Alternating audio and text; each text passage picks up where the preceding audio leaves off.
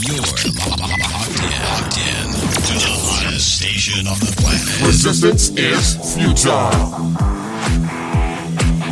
The revolution has begun.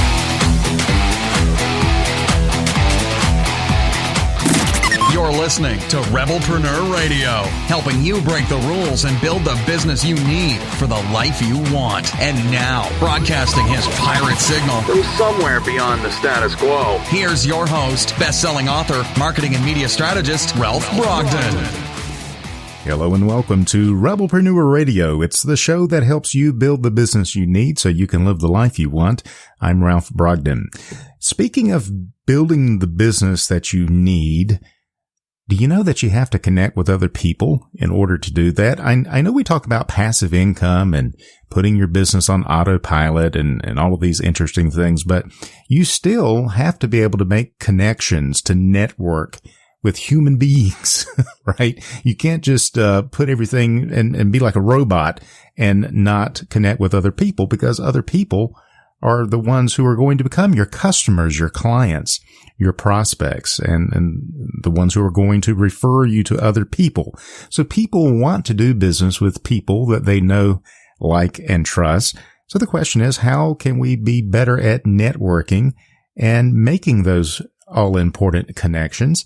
Today's guest is going to lead the way for us. I'm speaking with Nate Peo. He is on a mission to inspire people to find their calling so that together we can make a difference in as many people's lives as possible. He's able to, through the power of personal relationships, and shows how in his own podcast, All In with Nate Peo. Nate, welcome to Rebelpreneur Radio. Ralph, thanks for having me on. Glad to be here. Glad that we could connect. Tell us a little bit about yourself and how you got started in this area of networking. Very, very important thing in our life and business. Yes. So like many people that are starting off their career or business, early on, very early, for me, it was getting started out of college. So I'm guess you could say a construction professional. I've been in residential construction for about 20 years. I've been a professional buyer for the most part for the last, say 10 or 15 years. So I've always met a lot of people and had conversations with a lot of people. And I have a little different take than usually people that are buyers. They're maybe not as interested in meeting with salespeople all the time because you're sick of the pitches, you're sick of hearing what it is. Right. But I've found that when you're open to ideas and open to meeting people, that you're able to do your job better. You're able to be, you're accessing more ideas, you're accessing more resources, you're accessing more people. And really everything boils down to, I think, your set of tools that you have within yourself to do your job. And I consider connections a bigger set of tools. So if you're asked to do something, whatever that may be, for your business or your career, and you know where to go find the answer, or you know somebody that can help you get a solution, you're going to be better off being successful with your mission when you can reach out to those people. So, going back to talking about where I was at with anybody else getting started with your career, is a lot of times we don't put a lot of focus in networking. One, we're always nervous meeting new people. Two, it's kind of scary. We don't always want to do that. And three, I think, especially new in your career, you go out there and you say, hey, I've got my personal life and I got my business life, and I want to keep those things separate. Mm-hmm. But as you get a little older and you get a little bit more experience under your collar, you start noticing that your personal friends, life happens, they start getting married, they start having kids, they start doing their own things. And the people you spend the most amount of time with end up being the people you work with and do business with every day. And over time, they become these friends you have, these relationships you have, and these connections. So you start kind of going up in your career path with somebody. So maybe you're starting off in a junior level position, and there's a person across the table from you who's a junior sales agent. But over time, 5 to 10 years, you've both risen in your careers together, your business together. And they become this person that you can reach out to when you need something done. They're a really good point of contact. Excuse me. So a few years ago, I started noticing, hey, I've been able to be pretty successful in my career when I've stuck within my immediate circle of influence. Like I'd say my immediate industry, my immediate location, my immediate circle of vendors and business areas we're at. But I thought, hey, what if I was doing a bit more of this? And I started talking to national vendors and national accounts. And I started kind of attending more and more trade shows. And I started meeting people very, very slowly. At first, I was like really nervous going to these events, and I didn't feel comfortable about them. Like anybody, as you go somewhere new and you're like, what am I going to say to this person? What do I have to talk about? What if somebody wants me to buy something and I have to tell them no? Like you start avoiding these things. Yeah. But over time, after starting to go to them for like 2 to 3 years, I started becoming good friends with these people. I'd start seeing them on the road all the time, and I started broadening my connection base. And I was even able to do my job more successful. I always say just because I'd met people didn't automatically make my job better, or I wasn't automatically better because I went to things. But what it was is like I had a bigger tool chest of people and connections to reach out to. So sometimes when we're doing stuff, we're very task driven, we're task oriented. We're like, what type of thing can I produce right now? And we're used to just seeing, okay, if I work really hard on something today, tomorrow I'll have something that I can show somebody that's of value. But a lot of times relationships take years to build, and you don't see the fruits of that labor for 2, 3, 4, 5 years. Yeah. And if all of us are looking for the quick buck and the quick sale, we're not going to take the time or the patience to build those long-term relationships, but that's really where the wealth is, isn't it? Mm-hmm. So then I started kind of over 4 or 5 years. Actually, it wasn't that many. It's about 2 or 3 years. Some of these relationships I started building started to have value. We became friends, and then we started talking about business, and then we started talking about opportunities, and all of a sudden these value propositions for both of us, vendors that wanted to come in and do business with me, and value that I was trying to save for my company, started paying out in these big, huge dividends because they took a little while to build up. So around all this time was starting, I was also thinking about getting plugged into helping and advising small businesses, startup businesses, and stuff like that. And I didn't really know where to begin, but I did know if I went to the places that people in these type of businesses hung out, I'd probably meet somebody that would probably introduce me to somebody else who would introduce me to another person that would get me plugged in and set me down the right path. So I started going to actually, what happened, I started looking around on LinkedIn, and I started finding people like who help small businesses, who help startup businesses. So I said, okay, incubators do, small business advisory councils do. So I started trying to look up people on LinkedIn who had those roles, and I started reaching out to them, messaging them on LinkedIn, and said, hey, I want to get plugged in. I don't have a lot of experience, but what I do have is a thirst for knowledge, and I want to be helpful, and I want to learn through sweat equity. And they're like, yeah, come on down to these events that they have hanging out. So when you start going and you start hanging out at these events enough times, once again, magic happens. You start meeting the right people. They're connecting you to who it is. And so that's how I kind of got plugged into this startup advisory portion of my interest I have with networking. So then just recently, probably the last 3 or 4 months, I thought, hey, if the things I was doing 3 or 4 years ago are really starting to pay off, what would happen if I just did even more of that? What would happen if I cast a bigger net and try to connect with more and more people with the intent of like, there'd be some general guidelines. Like I wanted to stay in the industries I have interest in and expertise in, but being open to just kind of like, hey, if somebody wants to meet, maybe they're going to connect me to somebody else. Maybe I'll be introduced to somebody else.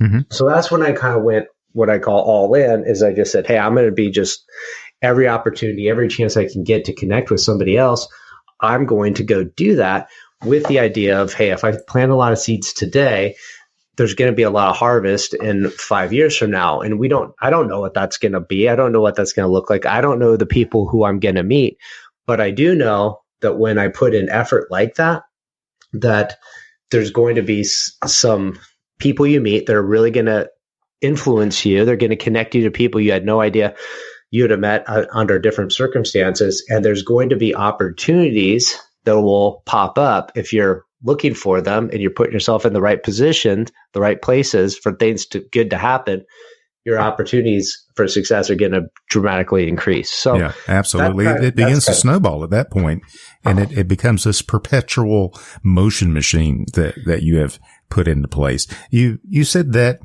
you're on a mission to inspire people to find their calling. Why is finding your calling so important to being able to network and to become a super connector?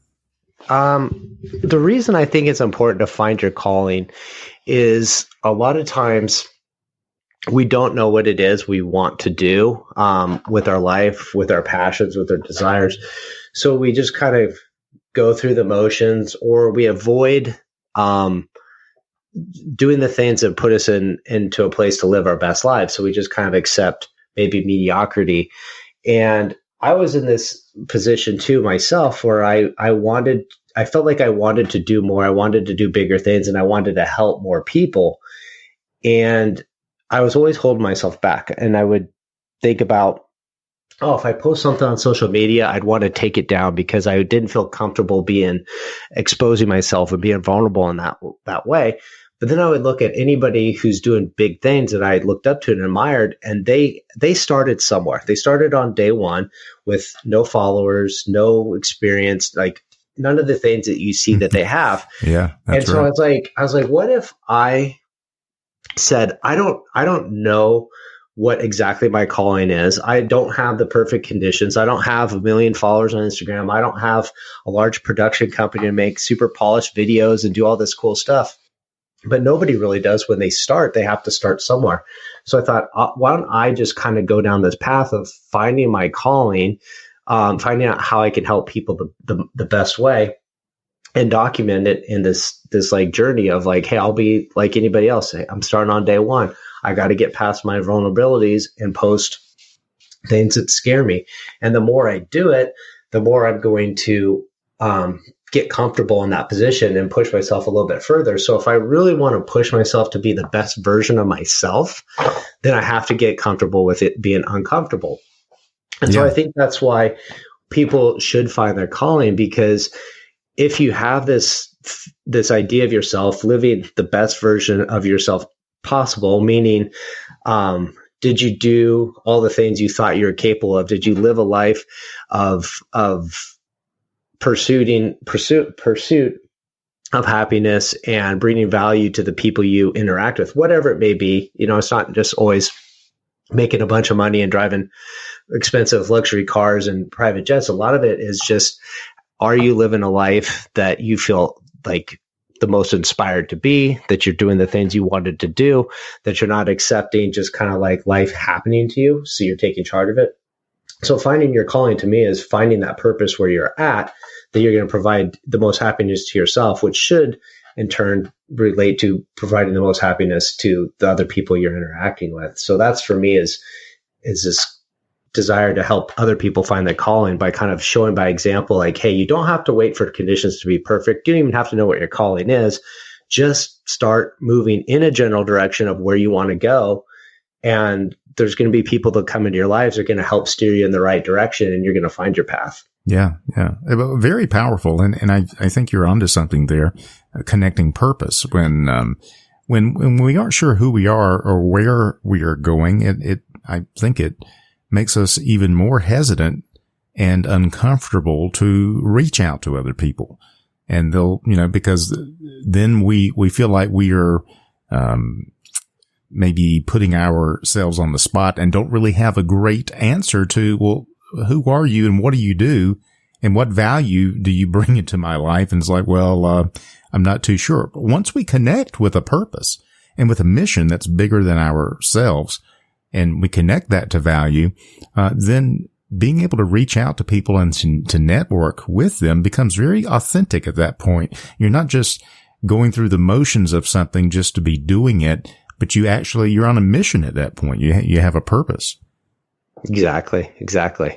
How can we begin to be more mindful of the opportunities around us to build relationships and with networking? What are some things you recommend that we can begin to put into practice, or at least begin thinking about today? Okay. I think a lot of people, when they hear the word networking, it sounds like this awful thing you have to do. Like you have to go to some mixer, you have to go to some event, and you have to walk around and hand out business cards and collect business cards. And I say that that's the wrong way to go about doing it. What you want to do is first go in there with the intent of everybody is there for the same reason as you are there. They're there to meet other people. So if you're nervous about meeting somebody else is there just as nervous as you are. So instead of sitting there and being the person that's in the corner and waiting for somebody to come up and say hi to you, just remember there's somebody else that's just like you at that point too. So instead of being the one that's waiting for somebody to say hello, be that person that does say hello, because you're going to make a connection with that person. And then they're going to start chatting with you. And then if you can grab somebody else, even if you don't know them, and just say, hey, meet my new friend. Now you're 3 people chatting. Mm-hmm. And all of a sudden people look over and they go, hey, there's a group of people over there. They're chatting. They look like they're having a good time. They're not in this awkward conversation where you're not sure where to go. And all of a sudden, because you're bringing this energy, these other people around you bring this energy, then the people in the room start going, hey, those people look like they're kind of interesting. Maybe I want to go meet with them too. So when you bring energy of connecting people to other people, it's going to reciprocate, and it's going to, like you said before, snowball. So I'm always an advocate of just go in there with the attitude of like, hey, all I want to do is meet 1 or 2 people that I can maybe have a 10-minute conversation with the intent that I'm going to follow up with them in the next week or 2 with like a coffee or a phone call or something like that.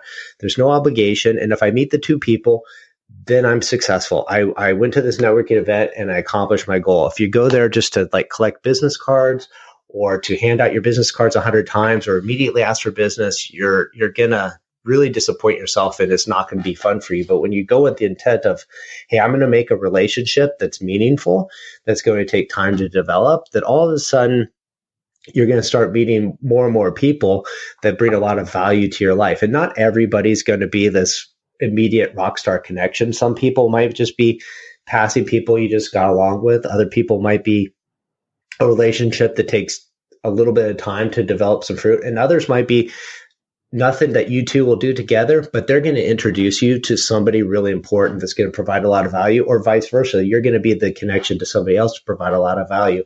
And you never know who you're going to meet and who's going to be that right person. So I think it's just being very open-minded and just not put a lot of pressure on it, just to go in there with the idea of, hey, I'm just going to make a couple friends and hopefully it'll go somewhere fantastic. Yeah, that really takes the pressure off when you don't go in with any preconceived ideas or any sales tactics or anything like that, but you're going in with a genuine interest in other people, to be authentic and to be honest. And if it goes somewhere, great. If not, you still made a connection with someone, and they may not buy right then. They probably won't. Most people don't anyway. When people come to your website, they don't buy the first time they come to your website.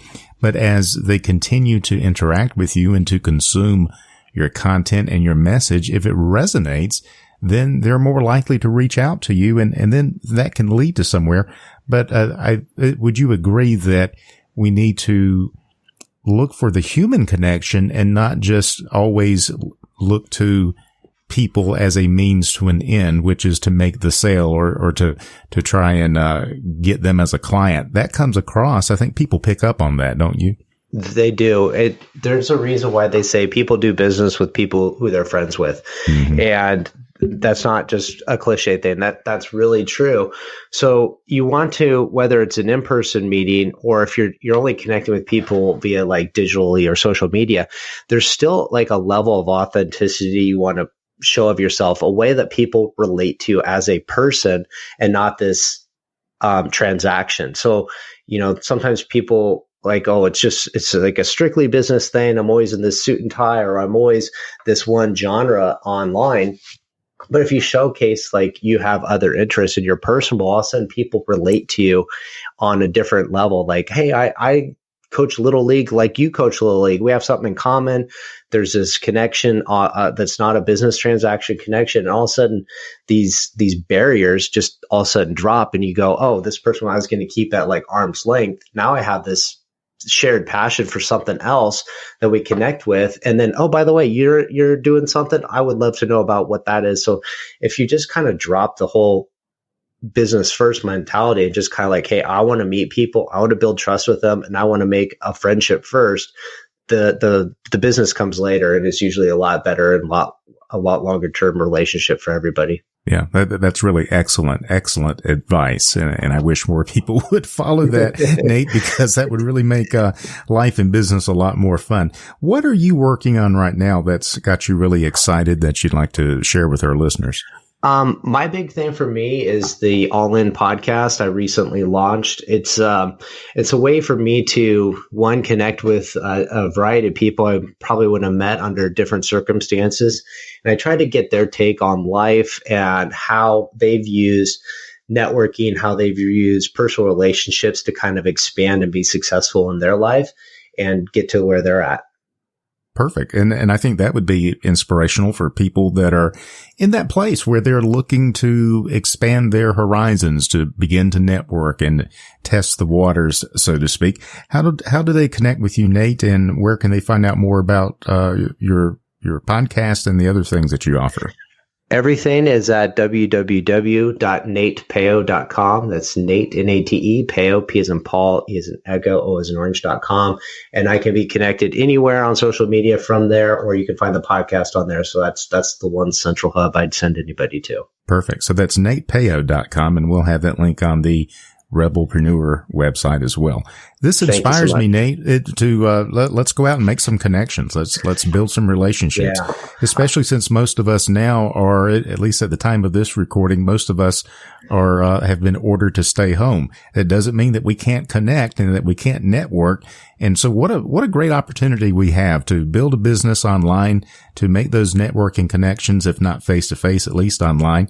And then at some point when all of this passes, you will have laid a great foundation for networking face to face and really building some lifelong relationships. So Nate, thank you so much for being on the show today. Any final thoughts or words of wisdom that you'd like to leave us with?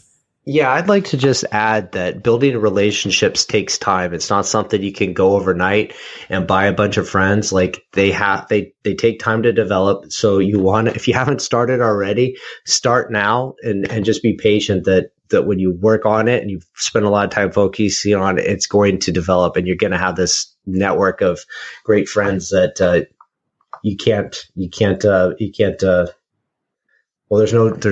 I can't think of the word for it, but there's really nothing like it.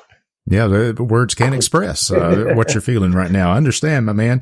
Nate Peo is on a mission to inspire people to find their calling so that together we can make a difference in as many people's lives as possible. You can check him out and check out the All In podcast at natepeo.com.